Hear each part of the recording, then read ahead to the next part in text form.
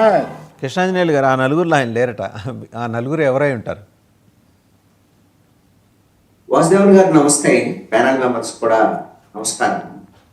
Deputy CM Pawan Kalyan ఆయన cinema Harihara Veeramallu రేపు జూన్లో రిలీజ్ కాబోతుంది. ఆ రిలీజ్ అవుతున్నటువంటి నేపథ్యంలో థియేటర్ల మూసివేతకు సంబంధించినటువంటి ఒక పిడుగు లాంటి వార్త. ఇదంతా కూడా హరిహర వీరమల్లును అడ్డుకోవటానికి కుట్ర జరుగుతుంది, కుట్ర చేస్తున్నారు కొంతమంది అనేటువంటి దాని మీద జన సైనికులు మాట్లాడారు. అది జన సైనికుల వరకే పరిమితం అవ్వలేదు. నేరుగా పవన్ కళ్యాణ్కి సంబంధించినటువంటి పేషి, ఆ పేషి నుంచి అధికారికమైనటువంటి ప్రకటన. అదేవిధంగా సినిమాటోగ్రఫీ మంత్రి పందుల దుర్గేష్ వీళ్ళందరూ మాట్లాడటం, ఇవన్నీ కూడా ఒక రకమైనటువంటి హెచ్చరికలు. అంటే ప్రభుత్వం వైపు నుంచి మా డిప్యూటీ సీఎం సినిమాని ఆపడం కోసం మీరు కుట్రలు చేస్తారా, కాబట్టి మా ప్రభుత్వం దగ్గర ఉన్నటువంటి పవర్ను ఉపయోగించి మీరు చేస్తున్నటువంటి తప్పులు ఏవైతే ఉన్నాయో ఆ తప్పులన్నింటినీ కూడా మేము వెలికి తీస్తాం అనేటువంటి విధంగా చేసినటువంటి ప్రకటన. ఈ నేపథ్యంలోనే అల్లు అరవింద్ మాట్లాడాడు. అందరూ ఇప్పుడు ఆ నలుగురు, ఆ సినిమా థియేటర్లన్నీ నలుగురు చేతుల్లో ఉన్నాయి అనేటువంటి దాని మీద అందరూ మాట్లాడితే అల్లు అరవింద్ బయటకు వచ్చి చెప్పినటువంటి అంశం ఏంటంటే, ఆ నలుగురిలో నేను లేను, నలుగురు కాదు 10 మంది అయ్యారు, లేక 15 మంది అయ్యారు అని ఏమో చెప్పాడు. కానీ అతని దగ్గర కొన్ని థియేటర్ల వరకు ఉన్నాయండి. 1500లో 15 మాత్రమే ఉన్నాయని ఆయన చెప్పాడు.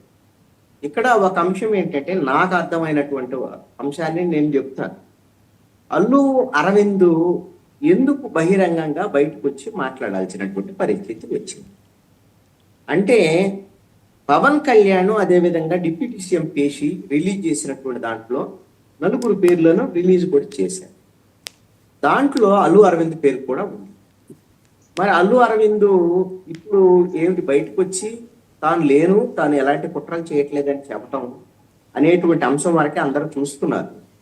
నేను అనుకుంటున్నాను, ఇప్పుడు పవన్ కళ్యాణ్కి ఒక సమస్య వచ్చింది, సినిమాకి సంబంధించినటువంటి సమస్య, ఆయన రిలీజ్కి సంబంధించినటువంటి సమస్య. ఇలాంటి సమస్యలు నేను చాలా పరిష్కరించాను. ఛాంబర్లోకి వెళ్ళి కూర్చొని ఒక పెద్ద మనిషిగా నేను పరిష్కరించగలను.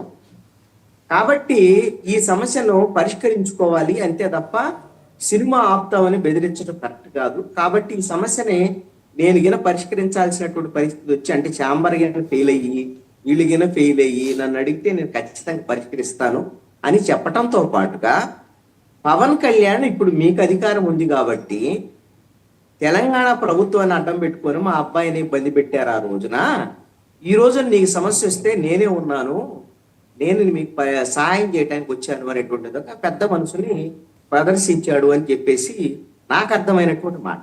ఇంకొకళ్ళకి ఇంకొక రకంగా అర్థం అవ్వచ్చు, అది వేరే అంశం. నేను దానికి తప్పు పట్టను కూడా. రెండో అంశం ఏంటి అని అంటే, పవన్ కళ్యాణ్ ఇచ్చినటువంటి స్టేట్మెంట్ మీద, పేషి ఇచ్చినటువంటి స్టేట్మెంట్ మీద పాజిటివ్ నెగిటివ్ అంశాలను రెండింటినీ కూడా చూడాలి.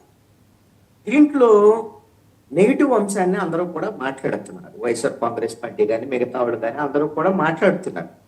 మీరు ప్రభుత్వంలో ఉండి నువ్వు డిప్యూటీ సీఎం అయినంత మాత్రాన నీ సినిమా రిలీజ్ కోసం, నీ సినిమా సమస్య కోసము ప్రభుత్వాన్ని ఎలా అడ్డం పెట్టుకుంటావు, ఇది కరెక్టేనా అనేటువంటి విధంగా